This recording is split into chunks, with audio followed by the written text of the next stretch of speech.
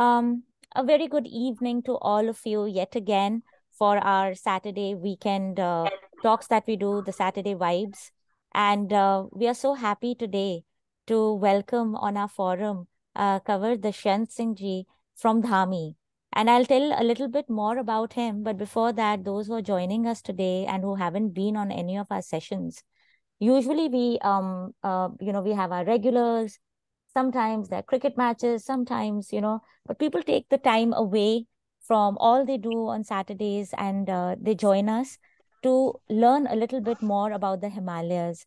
And this is our way of connecting us all together. As you know, last September, we moved from Kullu, the Himalayan Institute of Cultural and Heritage Studies, moved from Kullu to near Shimla in a place called Dhami. And so Dhami is very dear to us because we really feel that there was divine providence in getting Hicks to Dhami at this little village, Bigri, which belongs to Mahima's family. And Mahima is right here. She has a bad throat, but I'm sure she will be able to tell a little bit more about what Dhami means to her and what Hicks coming to Dhami means to all of us who are collected here today. So Mahima, if you could say a few words, and then I will introduce Kanwar Dushyant Singh ji to our audience. Good evening, everybody. I've got a very sore throat. I wanted to say so much today, but whatever I can. So, yeah, because when it comes to Hicks and Hicks establishment in Dhami, I think so it's going to be a new chapter where learning about art, culture, theater, music, and different courses related to Himalayan archaeology will be a great transformative experience for anybody who comes to Hicks. And I think so with learning there is going to be a lot of joy in connecting with local people, and that has always been Dr. Sonali's motive, that we need to get closer to people in the village areas about their folk tales, what Dhami was, initially. And today, for this particular talk, we have Raja Dushyant Singh ji, and I think so there is nobody better who can tell us more about Dhami. Thank you, Sonali. Thank you, Mahima. And with that, this is truly special for us. And we are so glad that you accepted our offer to give a talk. And now it's all about you. So today's Saturday Vibe Talks with Kanwar Dushyant Singh ji, a well-known naturalist with roots from the erstwhile royal state of Dhami, Himachal Pradesh. He was educated at the Scindia School, Gwalior, and the University of Delhi in Commerce, of all subjects. But he chose a path to a very unrelated field.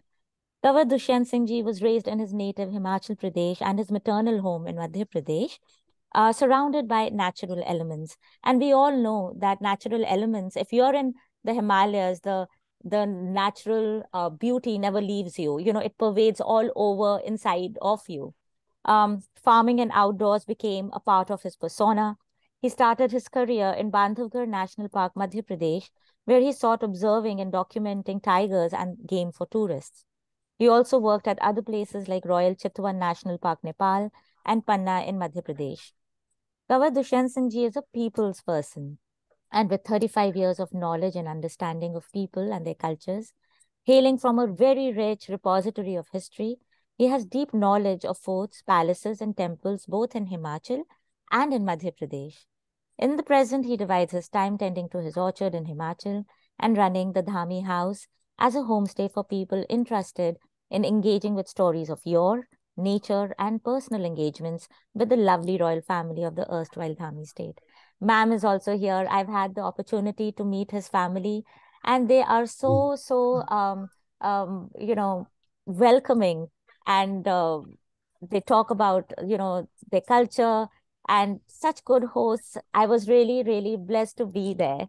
And today, coverage, I don't even know how to address you, Rajaji, or whatever, but with extreme, respect, I would love you to talk about Dhami. I've heard, bits and pieces of stories of how Muhammad Ghori in the 14th century invaded Ambala, and your ancestors came from there to Dhami, and from the Chauhan rulers, the history of all of that, and even during the freedom struggle, what all happened in Dhami, the Dhami event, the hunting grounds of the erstwhile Governor General. There's so many bits and pieces of stories that this will become a place for narration. And please bring Dhami to life for us and tell us about your history, about your life as a naturalist, and how you navigated this path. So, all of you, all ears for Raja Kanwar Dushyant Singh Ji of Dhami, and with him, ma'am as well, and Yashodhara, his daughter-in-law, who's with us here, and who's an extremely talented artist. So, over to you. Well, thank you so much, Sonali, and thank you, Mahima. I'm honored to be on this meeting. Yeah, we have to mute one of the. So I muted Yashodhara for now. So Yashodhara, if you need to speak, you'll have to go to another room. All right. Okay. Yeah. Okay, well, can I carry on? Yes, sir, please. Yeah, well, first of all, thank you, Sonali, and thank you, Mahima. I'm honored to be here at your call on this little meeting that you've got organized for all of us. Well, we are at home. My wife is also here, my daughter-in-law, Yashodhara, that you spoke about. We are at a place called Dhami. Now, Dhami, you to know more about Dhami, I mean, you've got to go back a little into history. When I say history, I mean, you've got to go pre-independence Right. for India, which was 1947. So if you talk about pre-independent India, it was a very different India. It was not the India that we know of now and the present generations that know of India, what it is now. Pre-independent India was actually a colonial India ruled by the British. And the whole of India actually had a lot of independent feudal states. They were termed as states. I mean, they were pretty much independent kingdoms, which, for a lot of technical administrative reasons, did not fall under the British India. And a fact which is very less known is that British actually did not directly administer the entire landed area of the country. They left a lot of the administration of individual states and these fiefdoms or states ruled by the princes and the Maharajas and the Rajas uh, to them to administer within their individual states. And they were pretty much independent states. Now, when we talk of Dhami, well, that's a long story. But when we talk of Dhami, I mean, we at Dhami, we were a very small, little principality.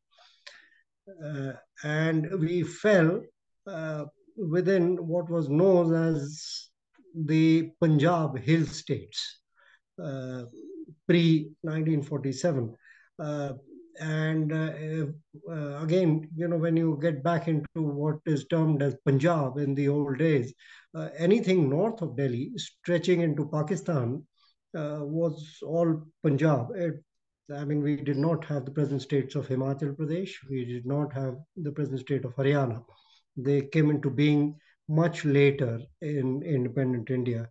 The hill regions of the Himalayas, which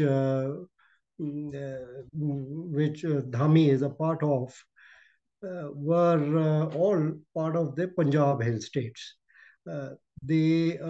As a fact which is very well known, is that Shimla, or Simla, as the British actually called it pre-independence, was actually the capital of Punjab for a very long time, and then the summer capital, and also served as a summer capital for the whole of India for some time. And the whole government from Delhi moved up into Shimla for a few months in the summers because the English could not take the Indian heat. Well, Dhami is very close to Shimla, and proper Shimla was actually pretty much a colonial British town created by the British, administered by the British, and used by the British originally as a military outpost, and then later on for so many other administrative use and purposes. Around Shimla, all the area was controlled by the little principalities, and we Dhami, a small little principality, as I just quoted. There's another principality to the north of Shimla. There's another principality which is west and east of Shimla. Now, Dhami encompassed an area of about 74 odd square kilometers. So which is relatively a very small area. But Dhami, as a principality, shot into fame during the later years of the 19th century and the late 1800s, especially after the Gorkha Wars. Pre that, Dhami was actually a feudatory of another state to the west of Shimla called Bilaspur. Uh, and the Gorkha Wars, uh, 1815 and 1814, 1814, 1815, 1816, the Gorkha Wars actually brought Dhami into prominence because the local ruler, one of our ancestors, you know, uh, decided to uh, offer his help uh, for the war effort against the Gurkhas and side with David Ochterlony, the British general, who was actually spearheading uh, the offensive against the Gurkhas and the famous Gorkha Wars. So that's when Dhami shot into prominence.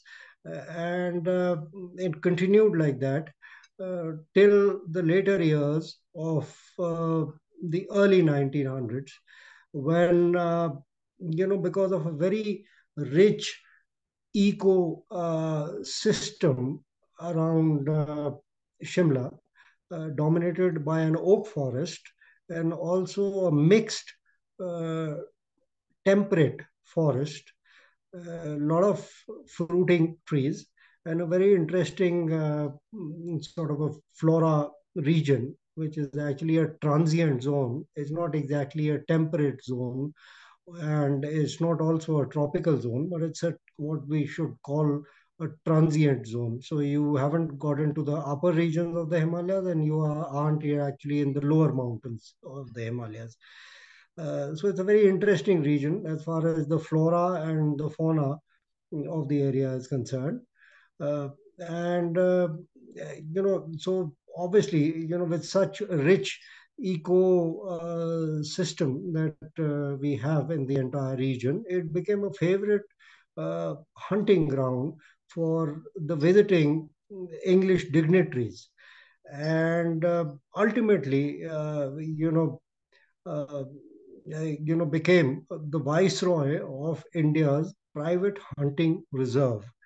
And my father and my uncle, who was the ruler of Dhami, uh, were privileged to actually arrange and shoot with the visiting viceroy and the dignitaries of the region who came to shoot here. And so the hunting days actually brought Dhami into a lot of prominence.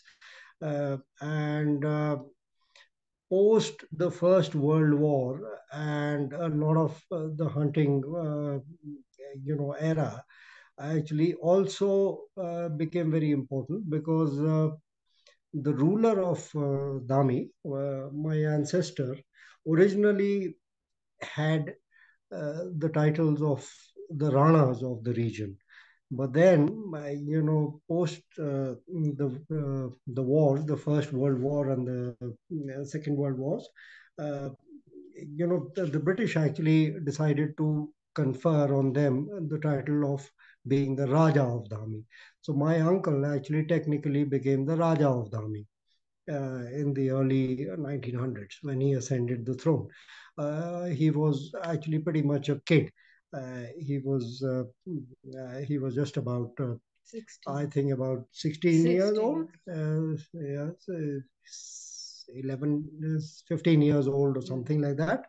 And my father was about 7 years, 8 years old. So that actually continued for a while till they became actually mature and enough to actually look after the state. In the meantime, uh, there were a lot of governance issues in the state and a lot of administrative upheavals that took place in the area and in the state. But then, everything, ultimately settled down to the Raja actually taking full control of the region. Uh, and ultimately, a very sort of a, infamous incident which actually transpired uh, just before the independence. The independence movement for the freedom of India had started under the IGs of Mahatma Gandhi. And in the local area and in the Punjab region, we had an organization, something known as the Prajamandal, who actually symbolically wanted to, annex and take over all the feudal states. Because I think a lot of the people actually associated with the states to be siding with the British. But in reality, a lot of the local small kingdoms had actually gone into treaties with the ruling colonial power, the British, and that's actually going back into a lot of old history uh, for almost about 200 odd years under different circumstances. So, ultimately, the Praja Mandal, they decided to come upon Dhami and they refused any kind of dialogue with the ruling chief. And they wanted to enter the ruling headquarters of the state, which was the Darbar of the Raja of Dhami. And they were asked to be, they were invited for a dialogue, but they refused. And then, a very unfortunate incident of actually shooting took place. Not deliberately at people, but in the melee that followed, uh, two people ultimately lost their lives. And that came to be known as the infamous Dhami Goli Kand. So that was actually a very unfortunate thing that transpired in Dhami. And the Congress party actually played it up quite a lot for political gain in the later years in independent India. Now, the entire flora of the region, as I said, is dominated by a species of trees known as the Himalayan oak, which is the barn oak, and also a lot of cheer forests, temperate forests, barn, a lot of fruiting trees in the area. The life in the old state of Dhami and also a lot of the hill states was very difficult for the local inhabitants because being mountainous regions. I mean, there was no hardly any accessibility to any kind of civilization. So most of the people actually farmed on these little terraced fields for subsistence farming. So it was primarily, I mean, they only farmed for their individual needs. And we really did not have too many sort of the modern term known as villages. I mean, there weren't any villages across the Himalayas. They were mainly all hamlets, like one ethnic group of people staying in an extended family, staying in a cluster of houses. So that was pretty much the life, and there was not too much of business or trade happening anywhere, except a certain amount of forest produce that was exported and formed some amount of revenue for the state. Otherwise, the Raja of Dhami was, he was not. It was very difficult for him to actually get kind of revenue for the area, except of course, the levy on land, the cultivated land. There was very little trade happening anywhere. So life was pretty. It was difficult, and it was very simple, and it was very basic. There was very little exposure, uh, even to the sort of civilized section of the area which happened around Shimla. So very few people even actually traveled up to Shimla. But then, a lot of the administrative aspects of the Dhami, the administrative systems were very well thought of, and they actually filtered straight down to the grassroots levels. So a lot of their policies and especially the forest administration, was very good. And it was all very efficiently operated. Uh, and of course, the paramount power was the British. So they actually provided a kind of a sort of an umbrella sense of security for the state. Uh, and so, in some ways, the Raja did not feel to have a very large army. I mean, he wasn't really burdened to actually keep a very functional, very large army of sorts. But Dhami state did have an operational police force and a kind of a paramilitary police force, which was a very small force. So there wasn't too much of burden on the state exchequer. Now, the present family of Dhami actually was a family of three brothers. As I said, my uncle was the Raja of Dhami. My father was the younger brother. Uh, our present residence was also part of a state property, where my father decided to move down about 80 odd years ago. And ever since, we've been here, living here. At, at the, in present times, we are a bit of farmers as well. We have a little orchard, which is also part of a state Jagir, which was actually handed out to my father. So that's where my orchard is, and it's a small little village. And so we are a bit of farmers. We try and access a lot of stuff from the land and try and be a little self-sufficient in modern days. I don't know how practical that is, but that's the way it is. Yeah. I Apart have a from that, question.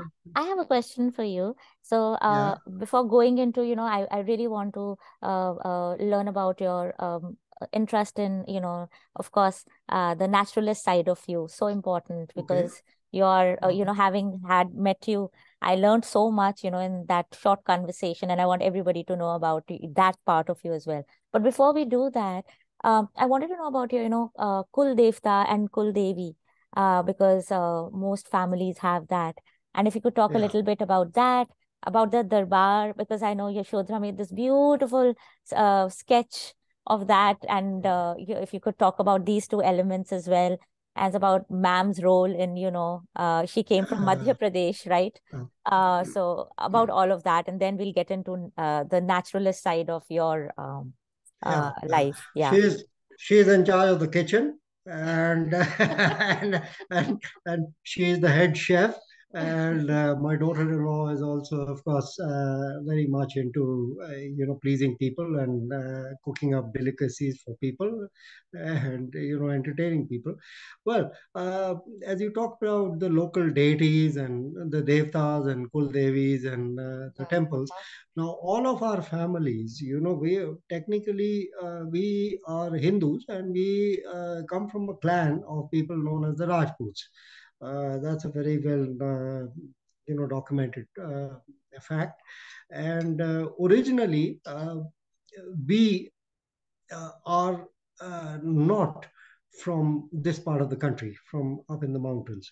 We've obviously migrated up from the plains of India, which the migrations actually started happening anywhere between the 9th and the 10th century, when the Muslim invasions started happening. Now, I haven't done any in-depth research into the actual dates and the historical facts for a very long period of time back in history. But we know what our clan is, and when these migrations started happening, one of the family came and settled in a place called Raipur Rani, which is now in district Ambala, close to, not very far from Chandigarh, present Chandigarh. It's about 60, 70 odd kilometers from Chandigarh, 50, 40 kilometers from Chandigarh. Uh, and ultimately, one of the brothers from the family moved up into the mountains. So that's how Dhami came into being. He came and established himself as the local chief here, and he controlled things here, and that's how he came into being. Now, some old families obviously actually traveled up with a lot of the warring clans and families when they traveled, especially people who were, blacksmiths, who worked with metal, because they were the ones who actually provided and manufactured and the repair people for arms, especially swords and all the hardware that was required for day-to-day life, and also battles and the fights that took place. Now, a lot of our deities also traveled up with the families, and the family deity of Dhami is our family deity is Narsingh. So the Kul Devta, Kul Devta is Narsingh, and then we have our Kul Devi, which is Bhagwati, Bhima Kali. I have a question. With Kul Devta being Narsingh, because in Kullu there are two Narsinghs, right? Is this the Narsingh in Dhami, the avatar of Vishnu? Yes, Okay. very much so. Okay. Very much so. Okay. Narsingh is the fourth avatar of Vishnu. Do you know the incarnate theory of Vishnu? Yes. Narsingh is pretty much the fourth incarnation of Vishnu. Now, Narsingh also comes in two different forms. One is known as the Dudahari Narsingh, and one is the Narsingh, which is the ferocious Narsingh, who is the slayer of the demon king Hiranyakashipu. All right. So Narsingh is the family deity.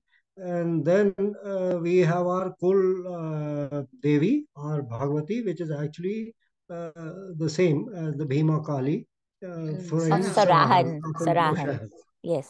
Yeah. One of our ancestors and one of our ladies was, I think, married there, or she actually brought the Devi with her from there.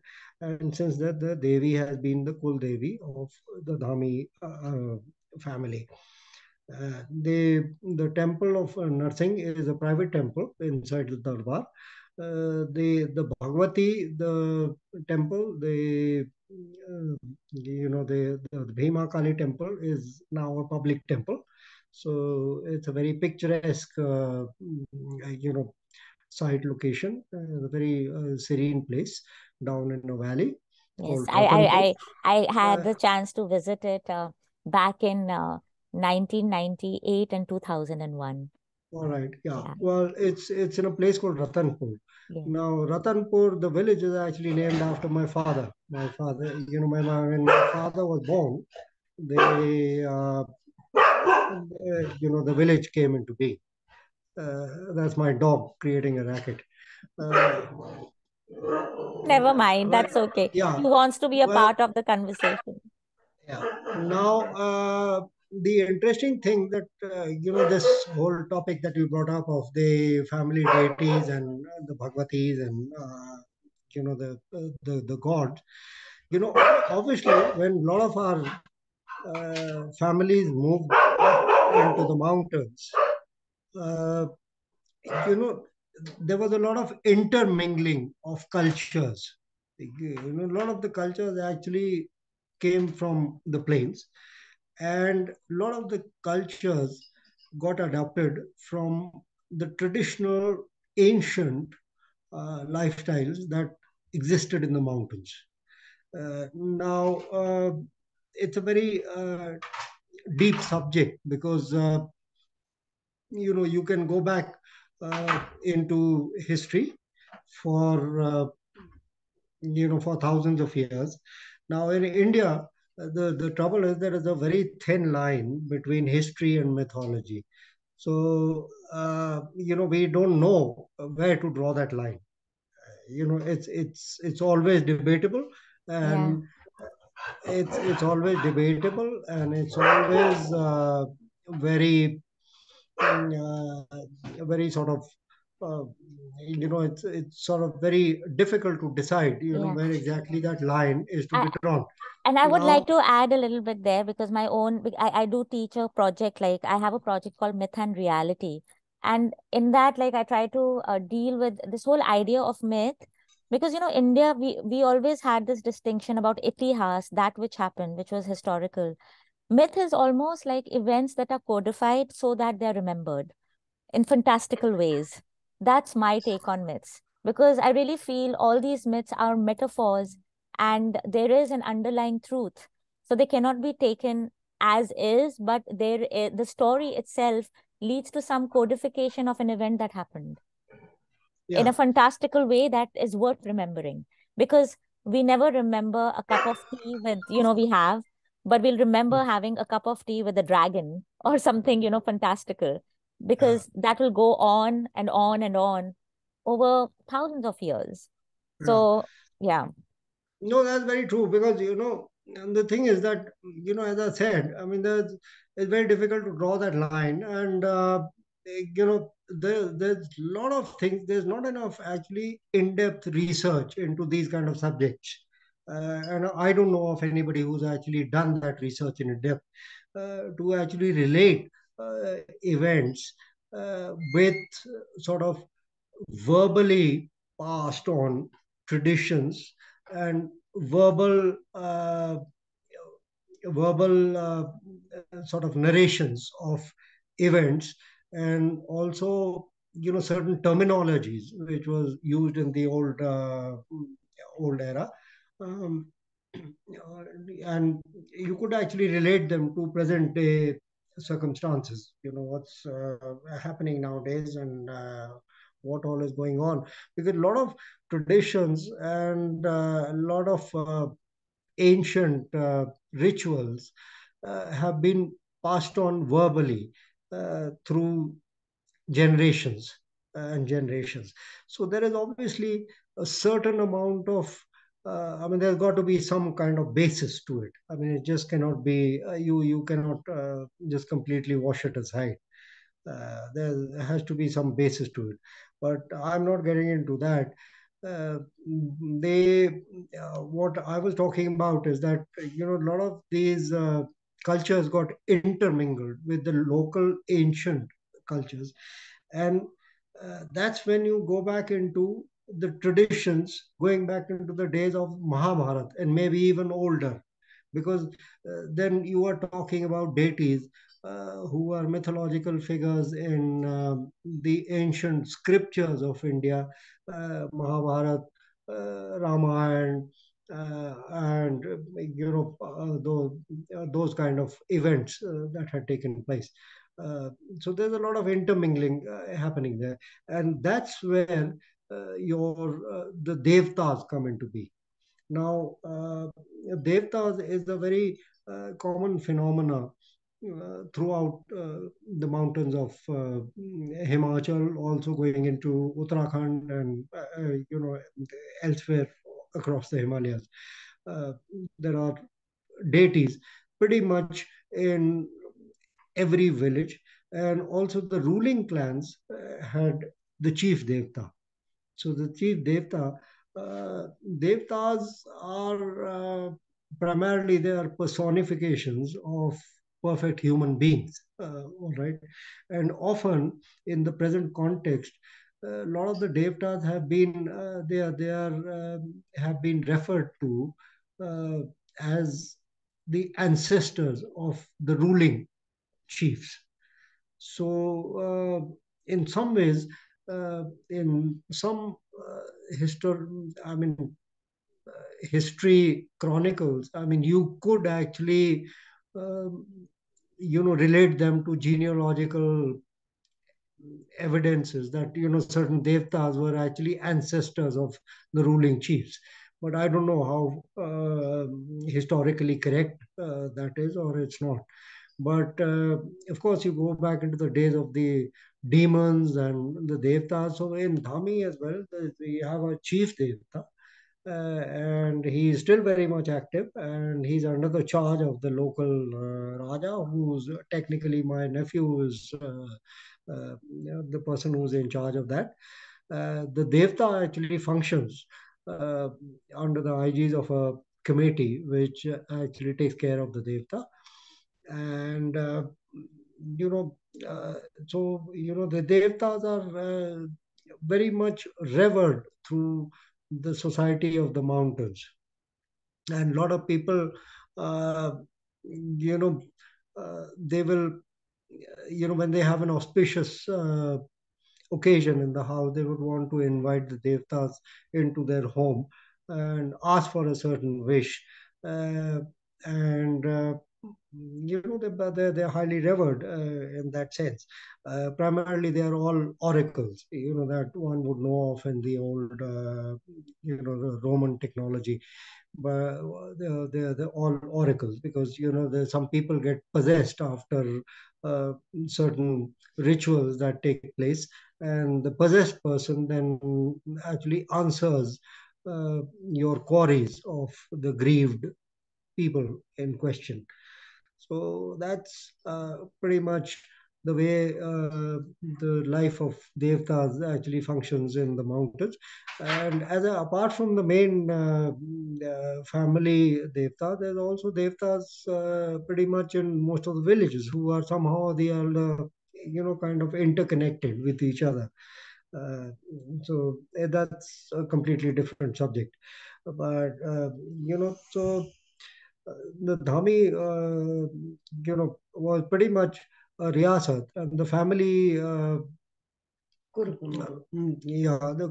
Kurgan and the Chief Devta and all. So a lot of these. So that's pretty much about the Devta aspect. So Now coming I to think. the naturalist, you, like how from childhood to now, how you navigated that path between Himachal and Madhya Pradesh, and your Uh, love for, nature. And well, I think destiny has a long role to play, but I my father, was he married my mother, my again the second marriage. So I was born pretty late, and he came from the old generation of the the hunting and the shooting days people in the early 1900s and the late 1800s. So his psychology was very much about hunting and shooting and living off the land. Was brought up under his sort of uh, guidance and his company and his sort of caring. And so obviously I took a liking towards the nature around me. And after 1972, uh, till 1972, hunting was pretty much legal in India. You could actually get a permit to, kill and shoot what you wanted to. And there was, in of course, the modern day, psychology. I mean, people don't think very, highly of shooting, but in the old days, it was a very common thing for people to actually talk about shooting, and they hunted for trophies. And it's all relative, because you're talking about a population which was not even one third of what we have now in the country. And the landed area was much more, and wildlife and forests were teeming all across the countryside. I mean, it wasn't the country that you see now. It was very different. There was hardly any accessibility. There was no roads. There was no access. There were no, uh, there was no, people moved around on very basic means, on animals or on bullock carts or something. So my father always was fond of hunting and things like that. And in 1972, when hunting was banned, then this awareness came about of actually conserving what you have, because everything was going very fast. There was a lot of depletion of forest cover all across the geographical area in India, because there was growing demand for wood in the urbanized India, the cities, the metropolitan cities, the urbanized India. There was ever growing demand for wood. So there was wanton chopping and felling and of wood, and there was wanton killing of everything uncontrolled. The government of India did not have any contingency action plan of any kind of governance after the privileges of the princely states were taken away in 1970 and 71. Till the privileges of the states existed, there was still some kind of order, because a lot of the forest cover and a lot of the area was still under the administrative and the forest control of the individual states. Like Dhami had its own forest acts and it had its own forest administrative.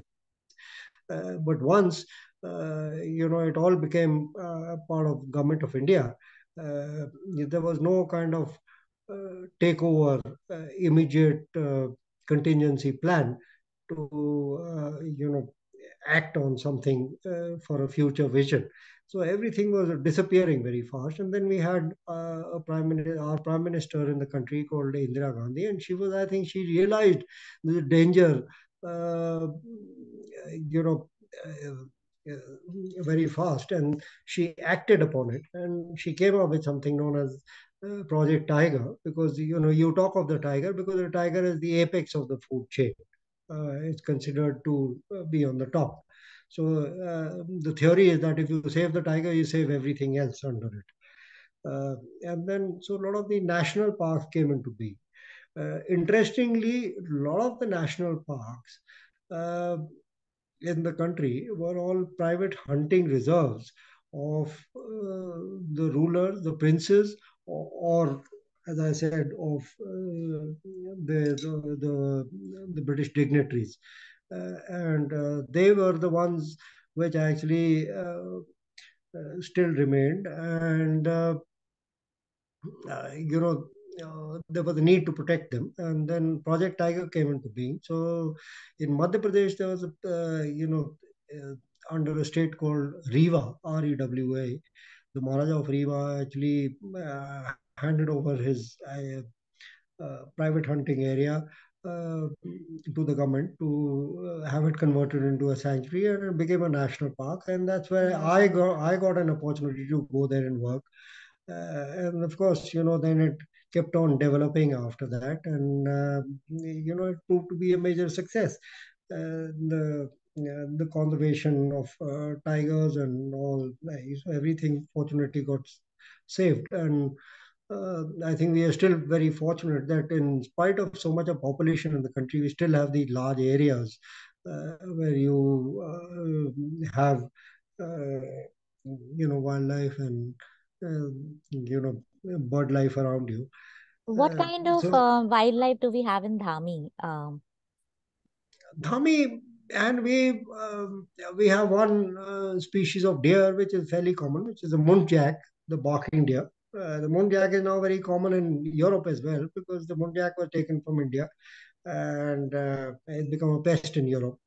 Uh, the barking deer is very common, and then we have a kind of uh, a cross between a mountain goat and an antelope called a goral, which is pretty very common terminology. I mean, for a common layman, it's more like a deer, a small deer, which is high altitude, lives on very inaccessible cliffs, like a mountain goat.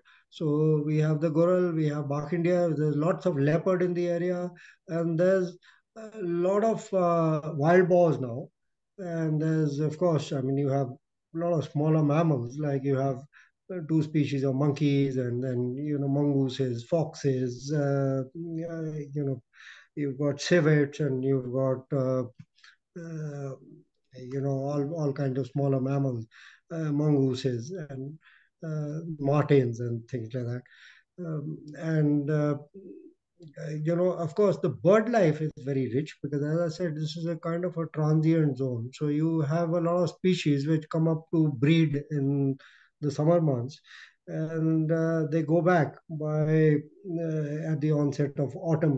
That's uh, just just after autumn. Beginning of winter, down into the plains, and then you also have in the winters, you get a lot of the alpine species which come down to breed in the lower areas like here. But as I said, now the old traditional way of lifestyle was actually centered around subsistence farming, and also a lot of livestock. People, of course, depended a lot on livestock. Now, you know, ratio-wise, uh, Himachal um, Himachal has the highest concentration of a Hindu population. So most of our areas are all dominated by Hindu population. So the livestock is mainly all you know the cows and the bullocks were used in the fields, and the cows were used for the the excreta is used, the cow dungs are used for in the fields as manure and milk products, but all subsistence. That also led to a lot of grasslands in the area, which formed a very important part of forest management during the Dhami state days, because that formed a very important thing for the local people, because they went and collected grass and got it back. That's how livestock existed. You also People also kept some amount of sheep and goat, but mainly for meat. I mean, not for milk. So that's when I developed all this interest in Bandhavgarh. I was spent about 30 years of my life in and out of Bandhavgarh. Uh, Also did a little stint in different places up in, learned, went up to Nepal to do a little bit of training up in the Chitwan National Park. Um and then, Panna National Park. I went around a couple of other national parks. So, just general interest in wildlife. And then, interest developed in the flora as well. I think it's a good thing to keep you occupied. And that's, that's the way it is. We have with us, our research scholar Rajoli, who works on the flora. She's been working on agricultural practices in Kullu, and I'm sure she's here today. I'm sure she has a lot of questions. It would be great if she could meet you, and if she has any questions that she can address them to you. It will really help her in her research. She was looking at cropping patterns in the Kullu Valley, and there's some species which may be here as well. So that would be lovely. Like it's so nice to just listen to you and hear all of these things, like these are what wonderful conversations and about preserving knowledge is all about. So yeah. Yeah, I mean, that's now I think I find it very interesting to actually pass on a lot of information to anybody who's interested, because that's what we do with most of our guests who come here. I started entertaining people here, so I get a lot of guests who come in here. Also got accommodation here to run as a homestay. Yes, So yes. yeah, And so I would urge all of you who are here that if you get an opportunity, go to Dhami House. There's a place you can book, you can stay, you can be a part of, the life and the wonderful stories that you have. So it'll thank you. be a different, kind of feel for everyone. And we really want, now that Hicks is in Dhami, we would want more involvement of you all with, we really want to do that. So. Yeah. Yeah. Chalo, thank you. Thank you Come so much. again. Come again. We'd like to see you sometime.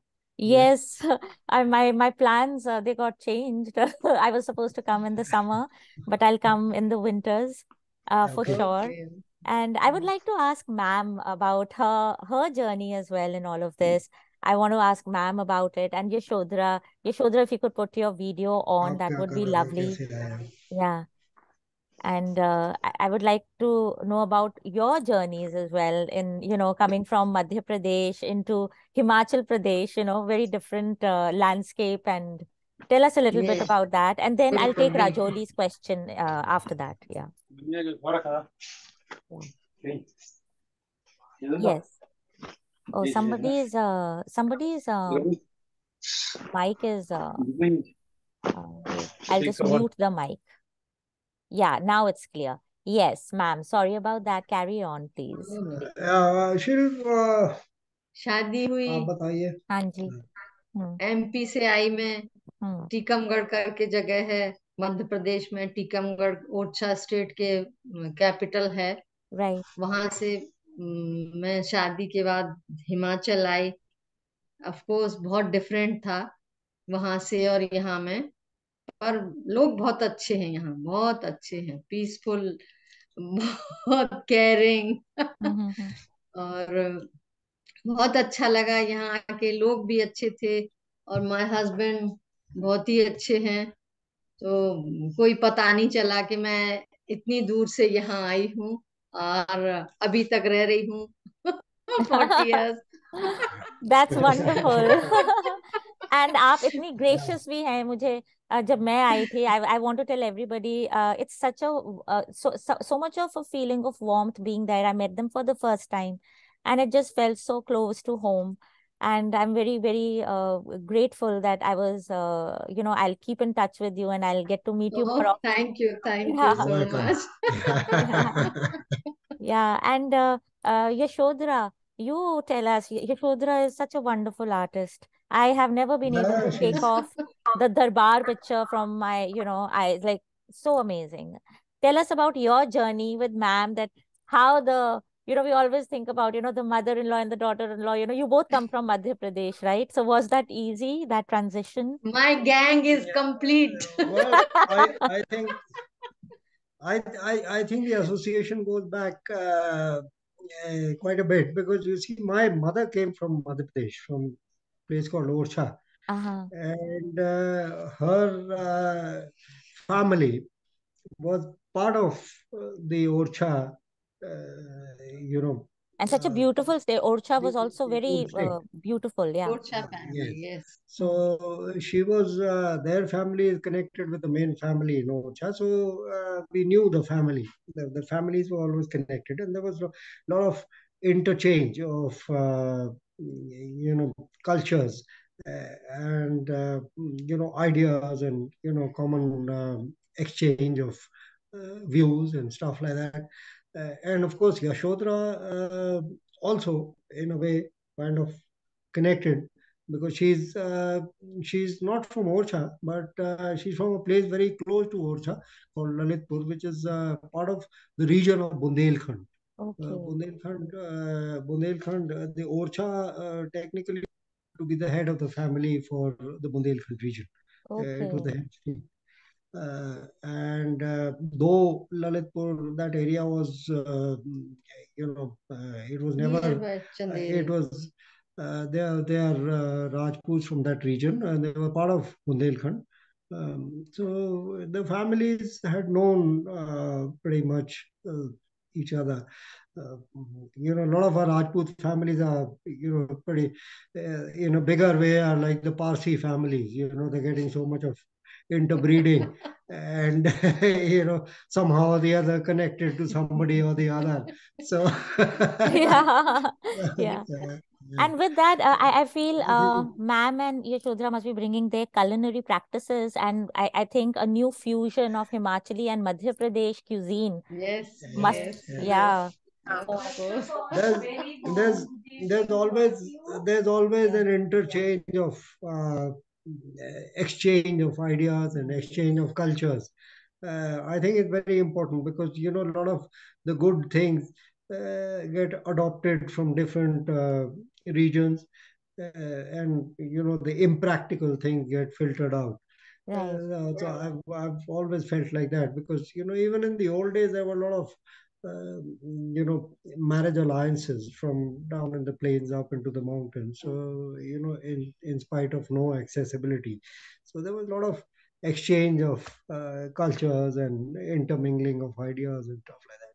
So, Yeah, yeah. Yashodhara, you were saying something, but it kind of drowned because you're in the same room. If you could be a little louder, we'll hear you. Okay. So Yeah. first of all, a very warm good evening to all of you present here. And it's such a lovely talk. Thank you. Thank you so much, Shonali and Mahima, to organizing this talk for especially for Dhami House. And so, yeah, my generation is third generation in this house.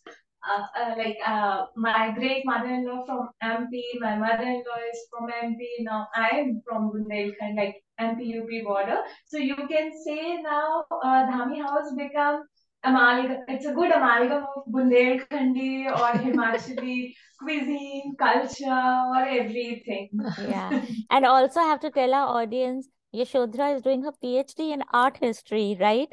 So, yes. Yeah, I am yes, pursuing my PhD I, in visual arts. in yeah. visual And arts. my area of research is, and my interest of research is miniature, Pahari miniature. And my area of research is Bilaspur Miniature School. Yeah. So you see, there is so much of history in Dhami House that all of you have to be a part of it. So when you come to your sojourns in Shimla, Shimla is that colonial and it's got that old beauty of the past. But you need to venture off to these, bylanes of history as well. And Dhami is one of them. And the Himalayan Institute will be working very closely with Dhami House in the near future, because we Oh, really thank you so want much. Yeah. we really want all of this to come to the fore, because it's our rich history that we take so much of pride in. And And also, it's our history. yeah, yeah. So, Yeah. are you all ready to take questions now? I can open the room up for questions. I know that Rajoli had a question. Rajoli, your hand was raised earlier. If you can raise your hand again, and I'll have you in. Just put your video on. Yeah, I've put my video on. Yeah. Good evening, sir. Thank you for this wonderful talk that you've given. And with your words, we could actually go into the history of Dhami and actually see how it has evolved. So I really want to thank you for that. And uh, I wanted to know a few things about Dhami. Like you were talking about sustainable crop systems, like how people in Dhami used to, um, you know, uh, grow their own crops. So if you could just name a few crops that were grown for their personal sustenance. And my second question would be, if you could name a few tree species which are of much importance and that are found in Dhami, with reference to like if they have some fruiting seasons where they attract different species of birds from around the globe. So yeah, these are the two questions that I have. Okay. Now, the first question, I'll come to the first question, uh, was about the crops that you asked. The subsistence farming, the major crop in the area was, of course, maize, corn, Right. which is primarily a monsoonal crop, because Oh, one of the primary reasons in the lower mountains and also all across the mountains was lack of irrigation for most of the land. So because it's a crop that's grown in the monsoons, maize was pretty mhm, much a staple crop. And a lot of people actually fed on maize. Nobody really knew too much about wheat. The staple mhm, crop was pretty much maize. There was a certain amount of wheat grown, but very little. mhm. Now, down in the valleys of the region, there was some amount of paddy also grown. There was rice grown. Mhm. Rice and maize were pretty much Bashmada. the staple crops. Apart Oh, from that, then you had for home consumption, of course, people put in, some amount of things like your Rajma. jowar and your lentils, mhm, the kali dal, which is a kind of lentil, some dals and stuff like that, rajma, your mhm. beans and stuff like that. So they were Right. pretty much the staple crops. And now coming to the second question uh, about the important species of trees in the area. Very Right. important tree in the area is of course the cheer pine, which is of course Right. the lowest growing pine, which is Mhm. economically also very important because the government actually gives out contracts for extraction of resin, and Okay. resin is highly prized because that resin is used extensively in the paint industry Right. all across. uh, so cheed is, and also of course cheed is traditionally used as timber also for construction in the area. It's not Right. considered to be a very uh, stable and a very hard wood, Right. but still in the area it lasts a long time. Uh, Right. Cheed. The second species, important species, is of course oak. The Okay. lowest Himalayan oak is an oak known as the barn oak. Barn. Barn Right. oak, barn, B-A-N, barn oak. We've got in the Western Himalaya, we have three different kinds of oaks. The barn oak is endemic to the lower regions. The mid regions have something known as the Moru oak, Mhm. Mohru, and the higher regions have something known as the Kharsu oak.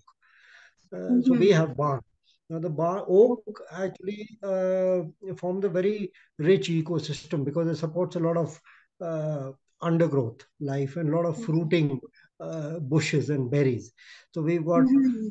things like the Himalayan raspberry, the orange Right. raspberry. Then we've Mhm. got a tree endemic to the lower mountains known as the kafal, which Castle. is called Yes. kafal, Kapal,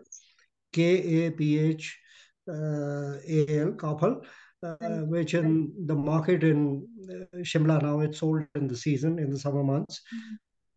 Now is the Right. time for it to fruit, which are sold as kale bhaure in the market. Right. The It has fruit, got little seeds in it, right? pardon? Kafal has got little seeds in it, Yes, and kafal it's has the reddish and seeds in it. orange in color. Yes. Right. The Himalayan orange raspberries are little bushes, and then we've got the Himalayan barberry. There's a lot of other fruiting trees. Kashmir. We've got things like your wild cherry. We've got Right. paja.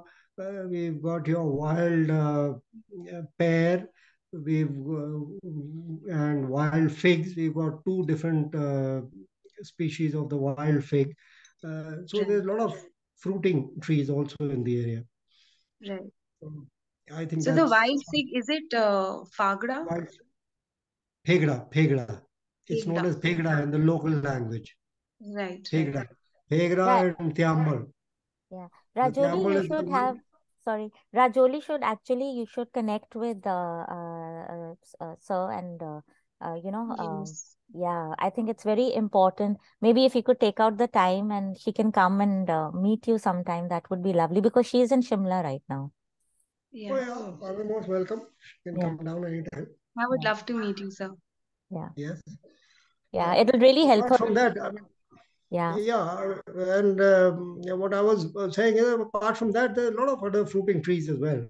I mean, it's a very Right. long list. So, I think Right. Yeah.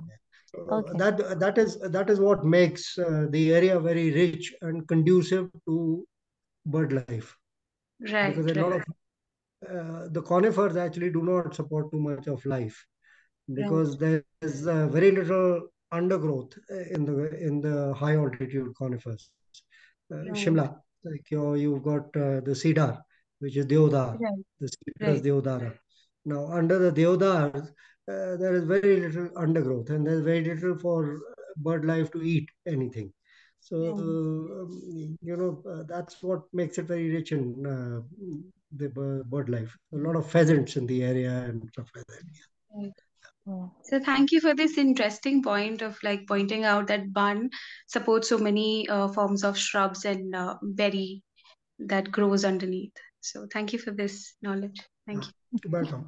Okay. We'll thanks, Rajoli. We'll take the next question. We'll have Romel, Mahima, then I'll take Abhishek's question. His hand's not raised, but he had messaged me, and then I'll take Poonam Khanna. So, Romel, over to you. Your question, please. Yeah, so I have three questions, and I have questions for all three of you. My first question is for Yashodhara. Since you're studying miniature paintings, have you come across any depiction of the bharal or the marten or civet cat in these Pahari miniatures? I'm essentially talking about local animals. Have you ever come across depictions of these animals in the miniatures? In the miniatures. Not exactly, but they painted a lot of birds. Different birds have different meaning for season, for mood, or for situation. They painted a lot of deers, like antelopes. If you remember the painting of Ragini Tori, so she's painted with deer. If you're talking about Nal Damayanti series, so there's so many words. So birds, you can say they played a role of messenger. Okay, so I can't say like local animals or like very normal birds or animals you can see in Rajputana paintings, you can see in miniature paintings in Mughal time, and the hill paintings as well. No, I Are don't these think birds you're. identifiable? Different species of birds, are they identifiable in the paintings, or they are generic birds? They are generic birds. Okay, thank you. My second question is to the naturalist, of course. So I'm also into wildlife and conservation. So are Okay, there any, wonderful. yeah. So are there any animals which can be easily photographed in your area? Which can be easily photographed. Yes, because I'm developing a series of picture books for children on various species, and it's important that the animals be, easily photographed. For example, if there's a baby animal, they're usually being, abandoned in the forest, raised by people. It then becomes very interesting for children. I'm talking about very young children.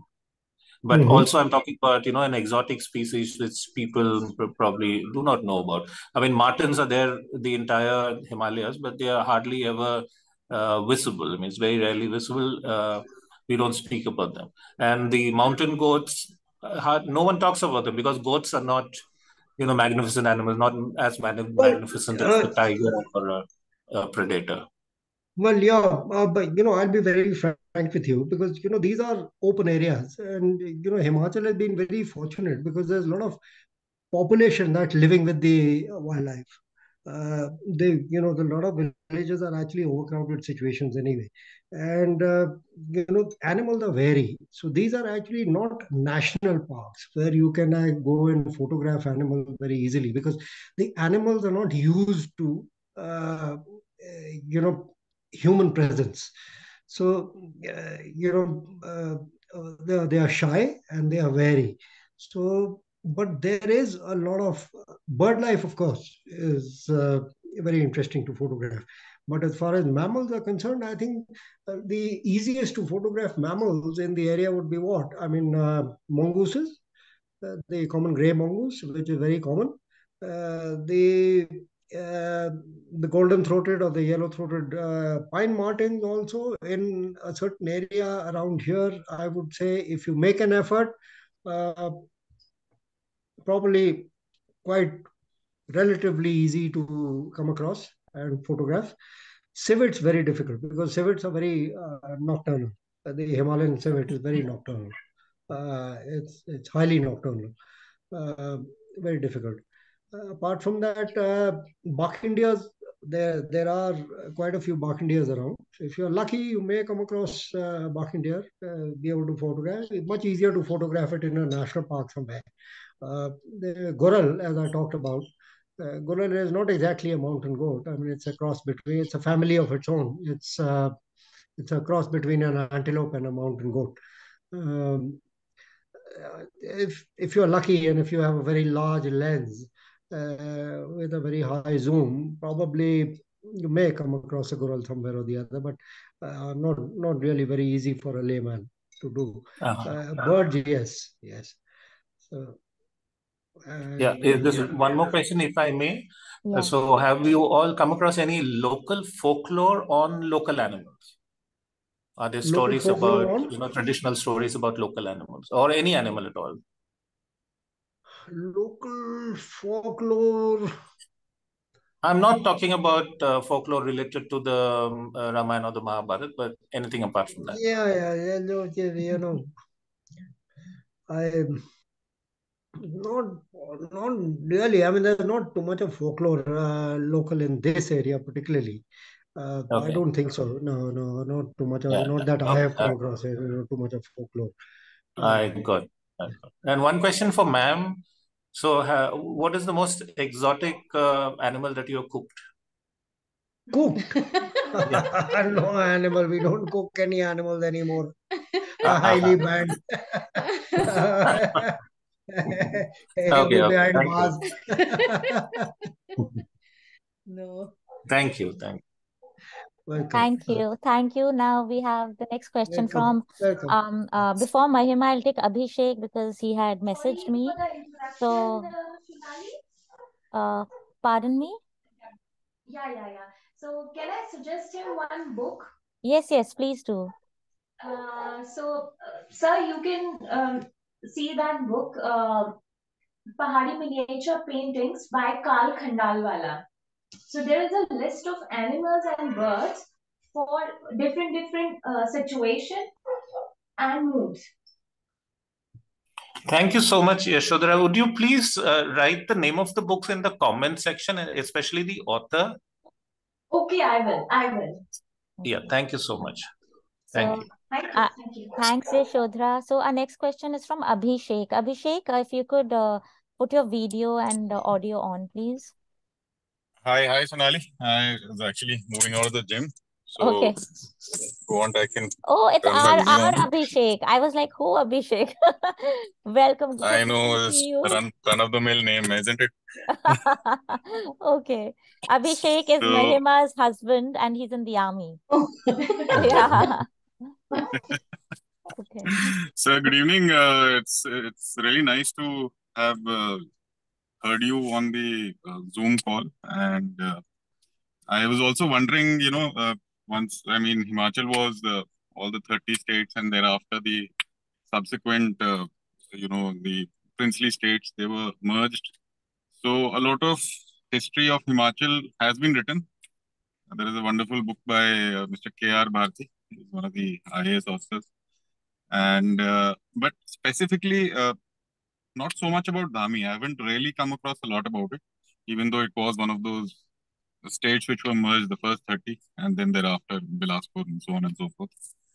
So the way I see it now, with Shimla clouding up and getting all little, a lot of construction is there in Shimla, and Bilaspur coming up in a big way, I think, at some point in time, maybe 20, 30, 40 years down the line, I think Dhami would come up in a big way, the way I see it. So since I heard you speak so much, and I think you would be one of the few people who would know as much, it would be great if you could sort of pen it down. Of course, I don't intend to give you homework, but it would be good if you could pen down so much, so much of what you spoke Well, of, and I'm sure there's a lot more. Well, anyways, So I'm yeah, honored, sir. Honored to be a part of this and converse with all of you. Um, I hope we can see you sometime. Come up and visit us. Yes. So, for sure, sir, for sure. anyways, It'll be a yes. pleasure, sir. Yes, sir. Why? One of the reasons is Mahima is so passionate about Dhami, and I had to actually Google where Dhami is the first thing she told me. And then I didn't want to admit to it. I think she's not on call right now, or maybe She she's is. busy. She is. She's on call. Oh, that's not a brownie point. I'm very much there. Just that. I don't know, but I've been to Dhami, and every all of these princely states which were there, somewhere there, history. I struggle a lot to sound intelligent in front of Mahima, but मेरे को कुछ मिलता नहीं है. We So definitely, I think Abhishek with Dushyant Singh ji and his family and the Himalayan Institute, I think we should come out with a publication of this rich the oral narratives also, and document it, and we will definitely do it. We really want to do that. So yeah, and Okay. for sure, because I'll tell you why. Just a few notes from sir, or all those wise people who are there, who know a thing or two more than us, will pass down from generations. For example, for my family, I have a family tree which extends 7 generations above us. So I know in somewhere around the 1700s where my ancestors were. They're very small notes, they're not very big, but then it adds up, it goes a long way to connecting the dots. That's the first part of what I intended to convey. The second part, of course, is that as these towns, satellite towns, they start developing and all, the people who are in charge of developing or in charge of making things, getting things through, they're of course they're from the state cadre or whatever. They may or may not know as much about the town. So if there is something that we know, then at that time when that development is happening or whatever it is that someone intends to make, it'll be just invaluable, sir. I mean, I don't know if I've been able to convey what I intend, but that's all I had on my mind. I think it's very important what you conveyed, and we are going to make sure that we document things, and we have a book that comes out. And I'll talk to I'll talk to you about it when soon. Absolutely. Yeah. Absolutely. Mahima is thinking I have given her some homework too now. No, Okay. I would Yeah. homework. Thanks, Abhishek, for your comments and suggestions. Really Thank you. appreciated. And Mahima, over to Pleasure. you for your question. Well, I don't have a question as such. All I want to say is that, it is 20th of May and tomorrow happens to be the 21st of May, and it happens to be my Nana's birthday. Exactly. We lost him last year in the month of October. And I wish he was alive to hear this wonderful session where Sir spoke so much about Dhami and, about Dhami, flora, fauna, the royalties, and what used to happen. A few years back, my Nana always told me, that you must go to Dhami house, and I think so I did it quite late. I should have done it much earlier. But I'm glad that I met your family, and it was such a heartwarming experience. And with this talk, I would also like to remember my Nana. He was also full of his village biggery and Dhami. That is what he said. And in his last few days, I remember he was just happy about drawing the lecture hall for Hicks. So that is just a small trivia. I mean, it's just a small story that I would like to share with everybody. That's it. Yeah. And that apart from that, Okay. Dhami's rich history, we have been, hearing from Kanwar Dushyant Singh ji, but also Mahima's, part of Mahima's family, Divakar Dutt Shastri ji, who gave Himachal its name. So Dhami is really very rich in history. There are these, layers of history that we will for sure make sure that we put them in the form of a book, so it stays forever, because books are something that you can always go back to, read from, and it's so important to hear all of this, to know and motivate us to focus on these things, because everything is becoming so common, so global, that we are at the risk of losing our identities. And what makes Yeah. us unique are these stories, of survival, of trials, of tribulations, of the paths that we take in life, and where we start and where we go. It's a story about the human spirit, and that has to be documented so that we can get inspired by all of this and change the way we lead our lives. So it's very important to have these conversations. So and now we'll take it over with Poonam Khanna. She's been waiting a long time with her hand. Thanks, Mahima. Yeah. Poonam Khanna. Yeah. Namaste, everybody.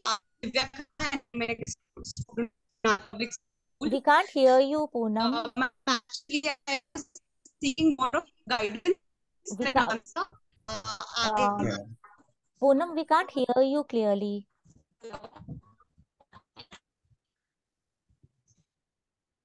Yeah. Maybe you can try again. Perhaps you could log out and log in again. It could be a glitch. Yeah. Sonali, Ritu Sharma had something to say. Yes, please do. And then I'll take Sangeeta Sharma, both from Dhami. Hello.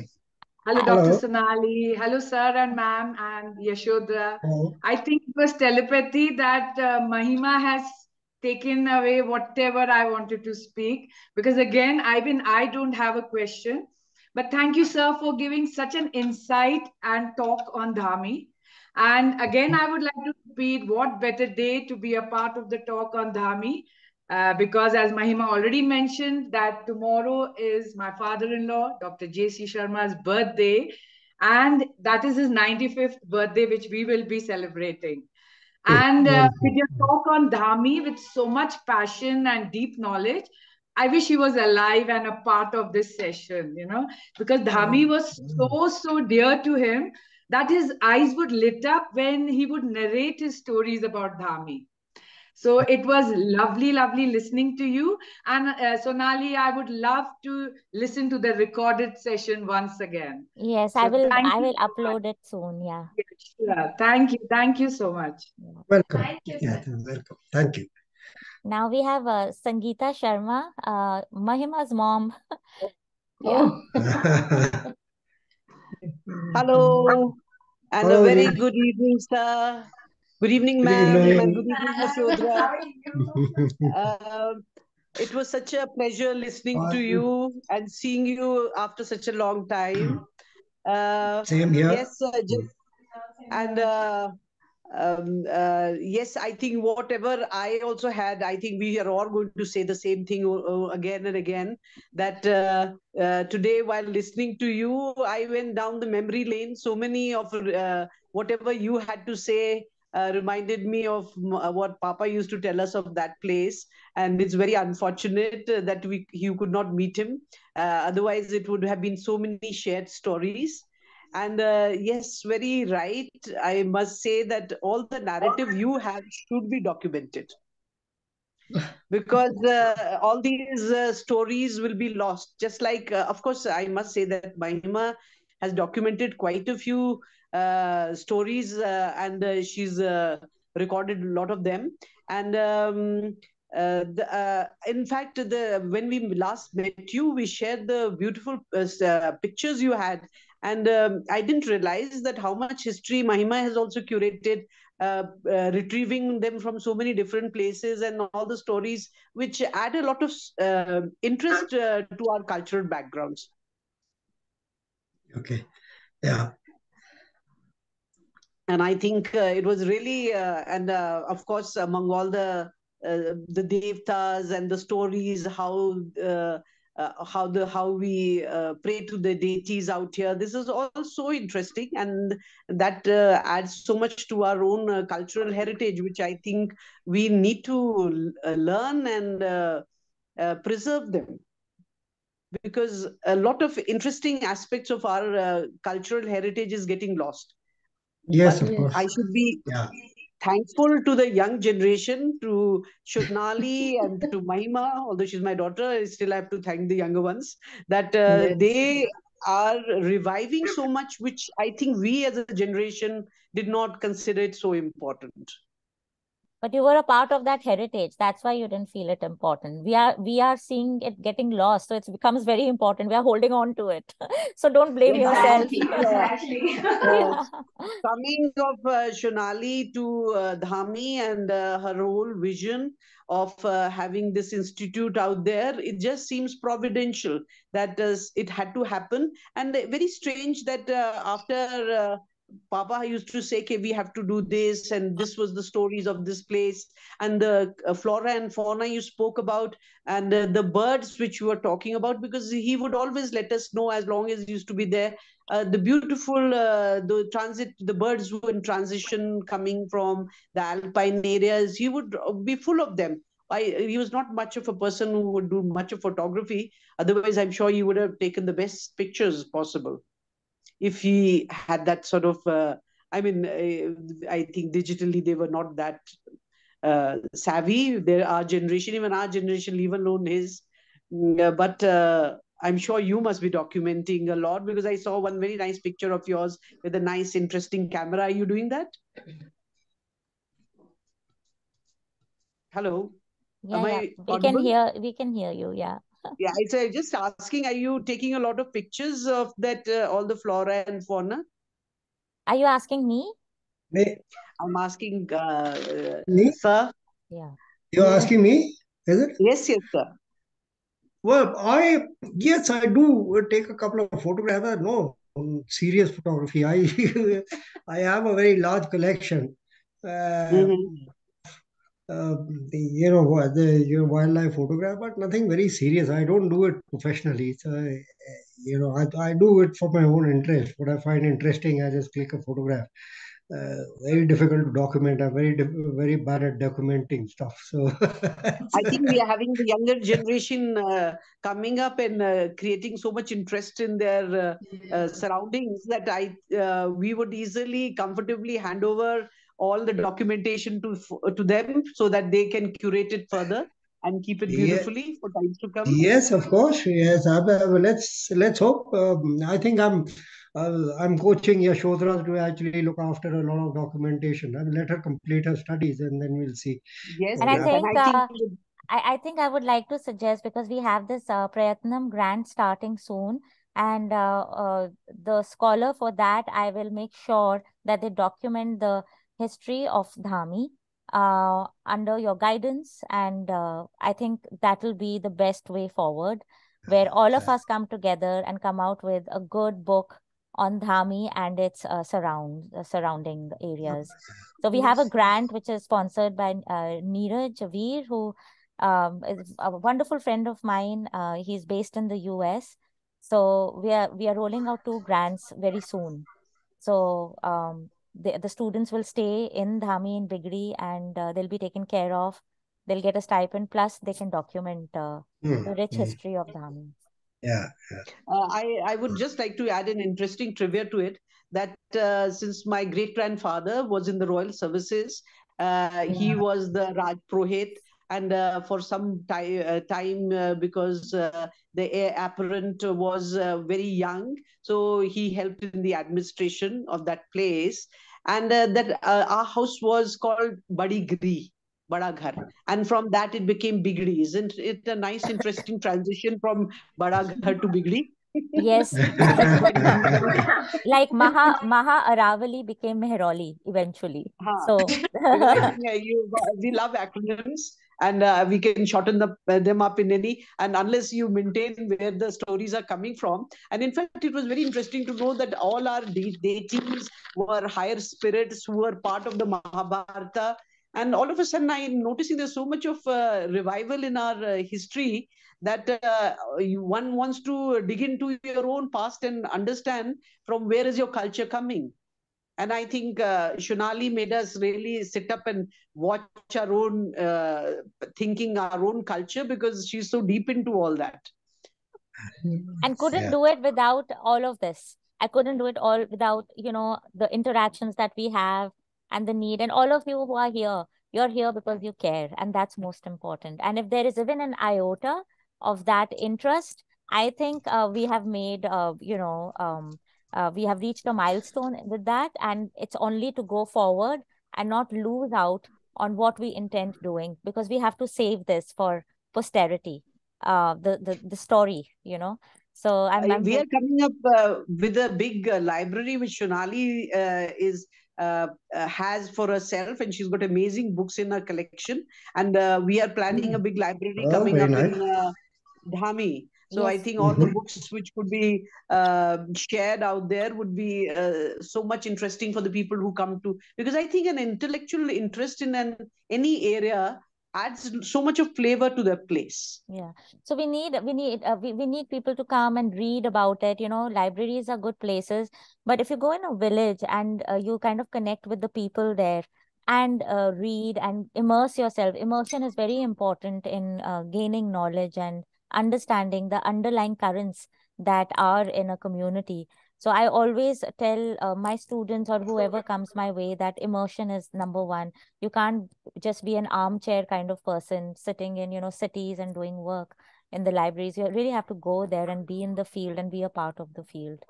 So, Shonali, I would like you to talk about Dr. Parth, who's so keen on his bird watching, and he also plans to be a part of the Hicks Institute. Dr. Parth is my co-director in projects. He's a professor at IISER Mohali, and we go back a long time. And in Kullu, when we were caught in I never felt that I was stuck in the pandemic, but it was a wonderful opportunity to observe nature. And while we were there, he spotted 80 species of birds.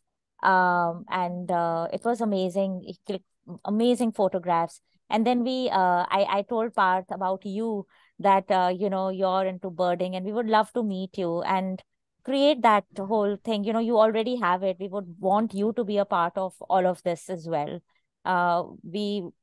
Like Mahima and I keep talking about Dhami House and what all we can do together. So I'm very, very glad that, there's a start to it. And I really want Yashodhara to join us, with her. Now we all go together. Yes. And Yashodhara, with your art history and your miniature paintings, bring miniature paintings, give it a Dhami vibe, with your unique Bundelkhandi and Orcha mix. Let's start miniature painting at Dhami also. Okay. And with our own khanka, with our own wo hota hai na, karkhana, with our own karkhana of miniature paintings. Yeah. Yeah, Shonali has a big plan to even start with the pottery, and I just hope it starts working. Yes. We will do all of these arts, and all of you have to be a part of it. Let's take Divya Khanna's question. Her hand is raised. Divya, over to you. If you could put your video on. Yeah. Am I visible and audible, ma'am? Yes. Okay. Good evening, everybody. Namaste to everybody, actually. Nice seeing you, Divya. And hello, ma'am. Good evening, ma'am. So, ma'am, I am Divya Khanna, and I am an ex-Monalian, and currently I'm a student at Chandigarh University. I'm studying microbiology. And so I recently conducted this Nukkad Natak where my, fellow students, we were actually depicting a little anecdote where we depicted how Jagannath temple was made. So I was very surprised to know that very few people and a very it was a very esoteric kind of situation, because a very few amount of people, a very few population knew about what actually happened and how Jagannath was actually formed. And they were all they were all blank looking at us like, what are they actually depicting? And it was all actually a tangent through their head. So I think we need to target students and again the young generation, as you mentioned. And also on the since Sonali ma'am recognized the fact that books should be made, being a student and a youth, I think I would like to give an idea that visual representation of anything, of our culture, of our literature, would be better than books, because since the generation is too much into mobile phones, and they like to see things rather than read things. Although I'm personally a book reader, but I think we need to the actual target, or where the seed needs to be planted, is students, and because they're really blank about our culture, and they really need to know how our literature goes back, and how how we should be bound to our roots. So I think we could also take up something like a natak in rural areas, because people there prefer nataks. Because I read about this somewhere. Yeah, Poetry Divya, is Sorry, ma'am. that's a poetry. wonderful suggestion. I actually come from a theater background. So I did my diploma in acting with the Shriram Center for Performing Arts long back, and plays with National School of Drama. And I don't know if you're aware, but the theater festival that happens every year in Shimla is by Rohitash Vagor, who is known for his Bhabiji Ghar Par Hai. Yeah, and we've had he's a very dear friend, close family friend of mine. So we've already spoken to him to get theater in Dhami. And he wants to do it because he wants to do rural theater. That's his passion, actually. He does, TV, because everybody needs to survive and, be there. So he's very popular there. But this is one of the things we are going to be doing literary fests with storytelling. We will be doing theater, and we want youngsters like you to be a part of it. So if you have your Nukkar Natak, we will make it happen in Dhami. So Shonali, I must tell you that Divya has acted in the school play, and that was Bhabiji Ghar Pe Hai, and she was Bhabiji. Oh wow! I will.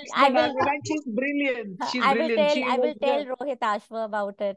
So he will be I very mean, happy she to acted learn. so well. Do you Yeah. remember, Divya? Yes, ma'am. Divya? I remember.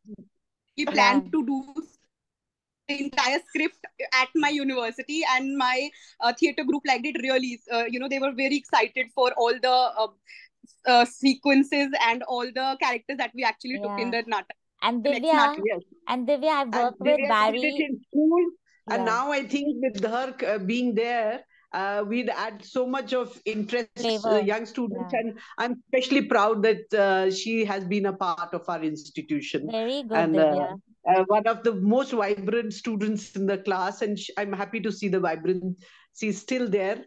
Proud of you, Divya. Yeah. And Divya, I don't know, she's still, Thank are you you so still much, ma'am. there?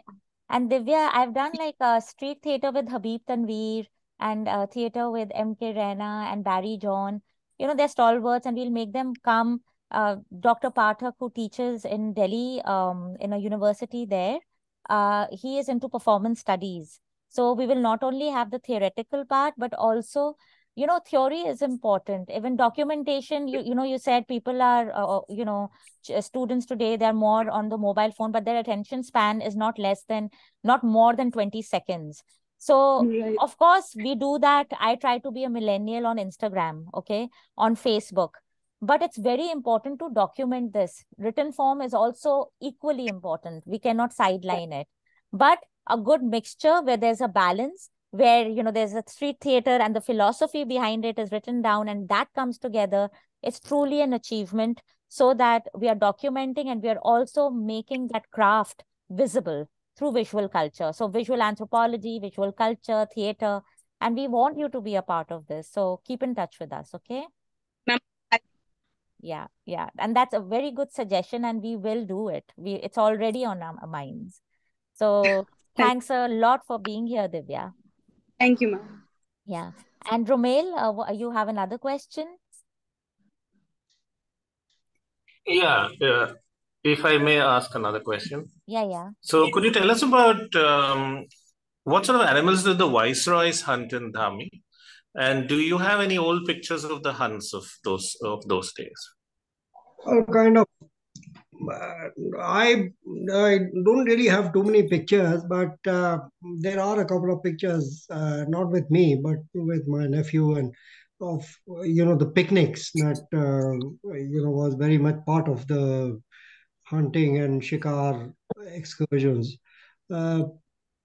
Mainly, I mean, you are talking when you talk about the hunting days around Dhami, it was mainly for pheasants. Pheasants and your pheasants, partridges, rabbit, barking deer, and leopard. That's about it.